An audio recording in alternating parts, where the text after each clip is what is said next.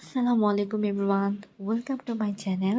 আজকে আমি আপনাদের সাথে বুটের হালুয়ার রেসিপি শেয়ার করব। আমার আম্মুর হাতে বুটের হালুয়া কিন্তু অনেক মজা হয়। তো চলুন শুরু করা যাক। আম্মু 2 ঘন্টার জন্য বুটের ডাল ভিজিয়ে রেখেছিল, তারপর সেটাকে পাটায় বেটে নিয়েছে। আপনারা যদি চান সেটাকে ব্লেন্ডারে ব্লেন্ড করে নিতে পারেন, যার যেরকম সুবিধা। তারপর আম্মু একটি হাঁড়ির মধ্যে কিছু পরিমাণ ঘি দিয়ে দিয়েছে। তারপর বেটে রাখা মিশ্রণটি দিয়ে ভালোভাবে মিশিয়ে নিয়েছে। আর একটা জিনিস কিন্তু খেয়াল রাখতে হবে, এটা কিন্তু নাড়াচাড়া বন্ধ করা যাবে না। নাড়াচাড়ার উপরে রাখতে হবে, বন্ধ করলে এটা লেগে যাবে, পুড়ে যাবে। এরপর আম্মু এখানে কিছুটা চিনি অ্যাড করে দিয়েছে। আপনারা যে যেরকম পরিমাণে মিষ্টি খান সেই পরিমাণে চিনি দিয়ে দিবেন। চিনি দিয়ে ভালো করে মিশিয়ে নেওয়ার পরে আম্মু এখানে কিছুটা ফ্রুট কালার দিয়ে দিয়েছে। আম্মু আগেই লিকুইড মিল্কের সাথে ফুড কালার মিশিয়ে রেখেছিল, সেটা এখন দিয়ে দিয়েছে। আপনারা ছেড়ে দিতে পারেন, নাহলে স্কিপ করতে পারেন। তো ভালোভাবে মিশিয়ে নেওয়ার পর নাড়তে নাড়তে যখন এটা হাঁড়ি থেকে আলগা হয়ে আসবে, ওই পর্যায়ে আমরা এটাকে নামিয়ে ফেলবো।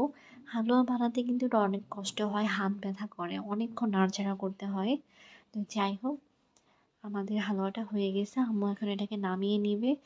নামিয়ে নেওয়ার পর আমরা যে পাত্রে এটাকে সেট করব, সেখানে আমরা ভালোভাবে ঘি দিয়ে মাখিয়ে নিব, যেন এটা লেগে না যায়। কাটার পর যেন আমরা এটা ইজিলি তুলতে পারি। তো আম্মু এটা সেট করতেছে। সেট করার পরে যখন ঠান্ডা হয়ে যাবে, আম্মু এটাকে কেটে নিচ্ছে সুন্দরভাবে।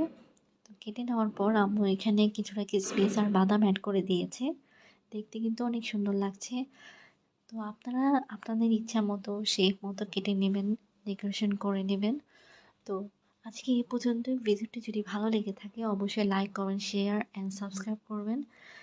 কথা হবে অন্য একটি রেসিপি নিয়ে, অন্য একটা ভিডিওতে। তো সবাই ভালো থাকবেন। আল্লাহ হাফেজ। আসসালামু আলাইকুম। আসসালামু আলাইকুম everyone, welcome to my channel. আজকে আমি আপনাদের সাথে বুটের হালুয়ার রেসিপি শেয়ার করব। আমার আম্মুর হাতে বুটের হালুয়া কিন্তু অনেক মজা হয়। তো চলুন শুরু করা যাক।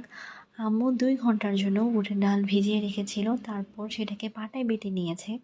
আপনারা যদি চান সেটাকে ব্লেন্ডারে ব্লেন্ড করে নিতে পারেন, যার যেরকম সুবিধা। তারপর আম্মু একটি হাঁড়ির মধ্যে কিছু পরিমাণ ঘি দিয়ে দিয়েছে। তারপর বেটে রাখা মিশ্রণটি দিয়ে ভালোভাবে মিশিয়ে নিয়েছে। আর একটা জিনিস কিন্তু খেয়াল রাখতে হবে, এটা কিন্তু নাড়াচাড়া বন্ধ করা যাবে না। নাড়াচাড়ার উপরে রাখতে হবে, বন্ধ করলে এটা লেগে যাবে, পুড়ে যাবে। এরপর আম্মু এখানে কিছুটা চিনি অ্যাড করে দিয়েছে। আপনারা যে যেরকম পরিমাণে মিষ্টি খান সেই পরিমাণে চিনি দিয়ে দিবেন। চিনি দিয়ে ভালো করে মিশিয়ে